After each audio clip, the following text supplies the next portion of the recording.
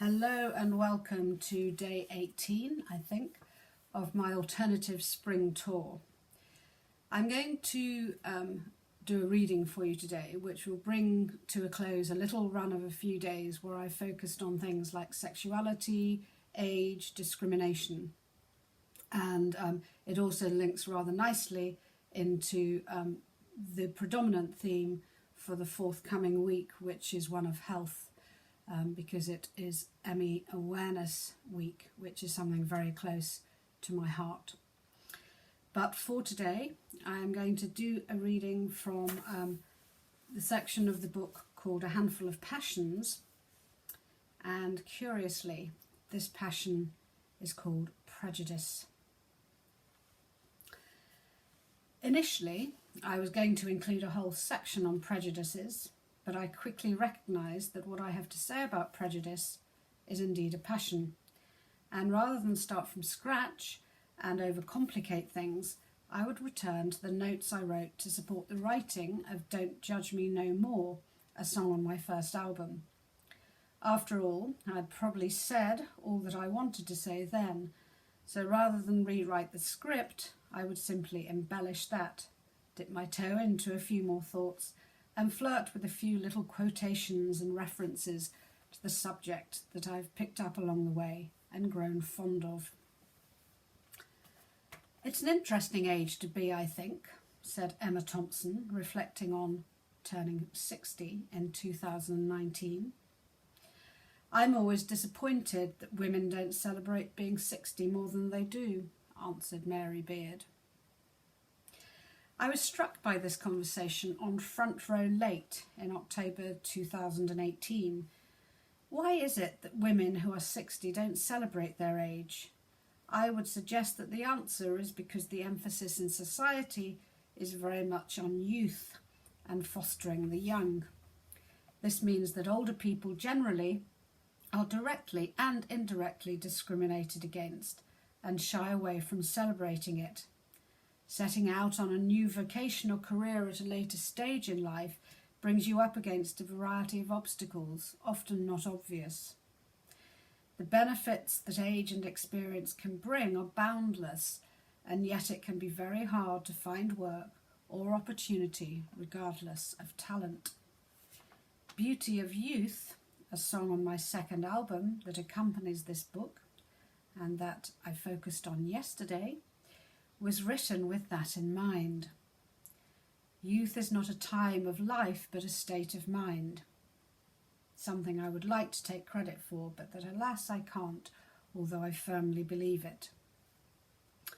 Often discrimination isn't direct, but imposed by society and the supposed norms we feel we are expected to live by. The sadness is quite often that when people don't get something instinctively, they don't try to. Instead, they react in a variety of ways that can all and equally be hugely prejudicial, damaging, and painful. When we face prejudice, we also react in a variety of ways. If we actively choose to remain silent and don't protest openly, it doesn't mean that the depth of feeling is any less. I have never been a marcher or a great banner-waving protester. Perhaps that was born out of fear of retribution. Perhaps just because I prefer to speak out quietly. It doesn't become me to get vexed, and I would be wary of the consequences for myself and others. I protected myself and my sexuality by not being overt about it, and considered that my natural way was my right. Having experienced sexual discrimination and bullying personally, I also experienced it professionally and have been a witness to it in several work environments. I offered my own answer and tried to instigate change by becoming an HR professional.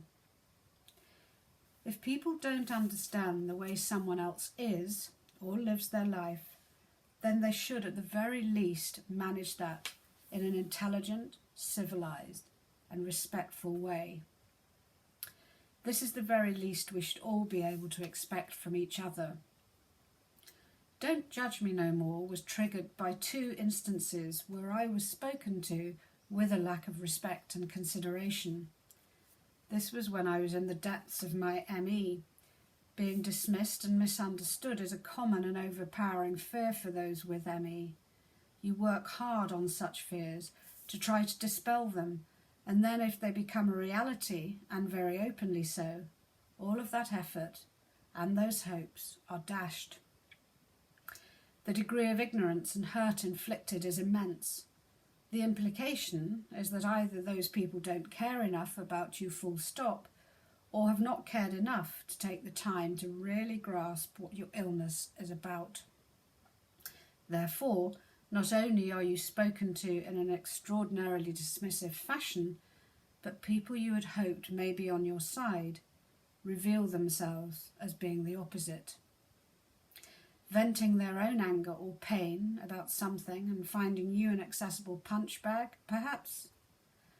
That is no justification for inflicting pain on others.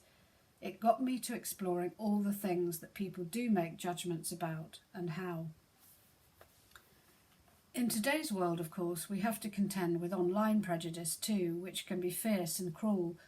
People can so easily express their own distress in the most aggressive forms of attack that they would be far less likely to do in person. Social media has enabled this. I underwent a taster of this type of criticism when I did an interview for Pink News. In talking about M.E., I uncharacteristically used certain words to explain some of my own experiences of the illness and how at times it made me feel. It is very common for someone with M.E. to find the extent of your fears so extreme as to verge on paranoia, to believe that threat is not only likely but inevitable. The fight or flight syndrome is heightened hugely. My choice of words was perhaps unfortunate, although I stand by my explanation, and I did apologise for any offence caused, as I would still do. It didn't go down well with many readers who had M.E. I subsequently learned from people with personal experience of M.E., who are public figures, that they have received death threats. Freedom of speech can be a very strange thing.